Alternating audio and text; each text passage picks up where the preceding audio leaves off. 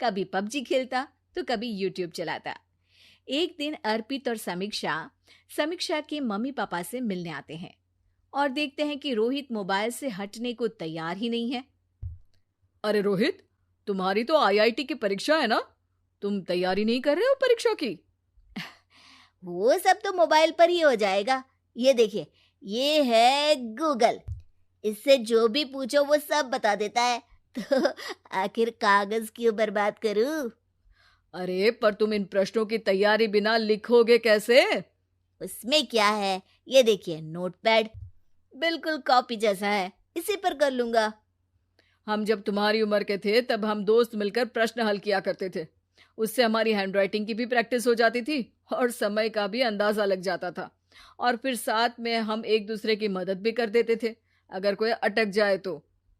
आपका जमाना अलग था जीजा जी। अभी जमाना फास्ट और स्मार्ट हो गया है। जमाना क्या, अब तो फोन भी स्मार्ट हो गया है। समय के साथ बदलना पड़ता है जीजा जी।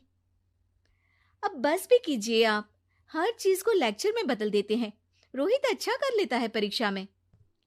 इतने में अर्पित के सास ससुर जी आ जाते हैं हॉल में और अर्पित इस बारे में बात नहीं करता। हालांकि अर्पित को लगता तो है कि पूरी तरह मोबाइल पर लगे रहना सही नहीं है, पर वो इस बात को और नहीं छेड़ता।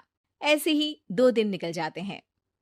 समीक्षा, मुझे काम से फोन आया था, मुझे वापस काम पर लौटना पड़ेगा। पर हमें आए हुए तो 2 ही दिन हुए हैं, अभी चले गए तो माँ और पापा को अच्छा नहीं लगेगा ना। अच्छा ठीक है, तुम रुक जाओ, मैं काम खत्म करके फिर लौट आऊंगा। एक काम कीजिए ना, परसों रोहित भी परीक्षा के लिए निकलेगा, आप उसी के साथ निकल जाना। दोनों वैसे भी बात नहीं करते, साथ में जाएंगे तो हो सकता है आप लोग आपस में बातचीत भी करने लग जाओ। आह, ठीक है, मैं काम को 2 दिन टाल सकता हूँ। उसी रात जब सब खाना खाने बैठे थे तो अर्पित अपने जाने की खबर बाकी लोगों को बताता है। मुझे काम के लिए वापस जाना होगा। अरे बेटा, पर अभी तो तुम आए हो, इतनी जल्दी चले जाओगे? नहीं माँ जी, समीक्षा यहीं रहेगी और मैं जल्दी काम खत्म करके वापस आ जाऊंगा। ठीक है, काम भी जरूरी है। वैसे कब निकलोगे बेटा? 2 दिन में। मैंने सुना है कि उस दिन रोहित को भी परीक्षा के लिए जाना है, तो कल मैं दोनों की टिकट करा लेता हूँ बुक। मेरी टिकट रहने दीजिए जीजा जी, मैं तो फोन से ही करवा लूंगा। हाँ, पर कोई दिक्कत हो गई तो? अरे कोई दिक्कत नहीं होती जीजा जी, फोन सब कर सकता है। हमारे फोन के रिचार्ज से लेकर टीवी का रिचार्ज सब रोहित यही फोन से बैठे बैठे कर देता है। अब ये नई चीज तो हमारे समझ के परे है, पर अच्छा है कि रोहित जानता है। हमारी मेहनत इतनी कम हो गई भाई। हाँ, पर अगर टिकट नहीं मिली तो? अर्पित की बात पूरी होने से पहले ही बिजली चली जाती है। अरे ये क्या हो गया, आपने बिजली का बिल भर तो दिया था ना? अरे नहीं, मैं तो भूल गया था। अरे टेंशन मत लो माँ। देखा जीजा जी, आप बिजली का बिल भी भर सकते हो, समय बदल गया है।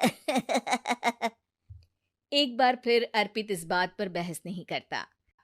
अगले दिन जाकर अपनी टिकट करवाता है और पैकिंग कर रहा होता है जब शाम को अचानक से रोहित के चिल्लाने की आवाज आती है।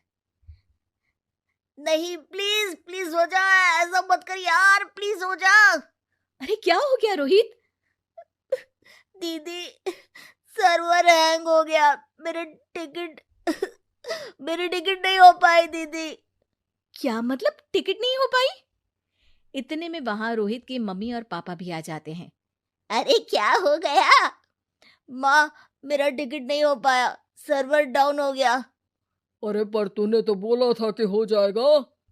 हो जाता है, पर अब क्या करूं, ये क्या हो गया?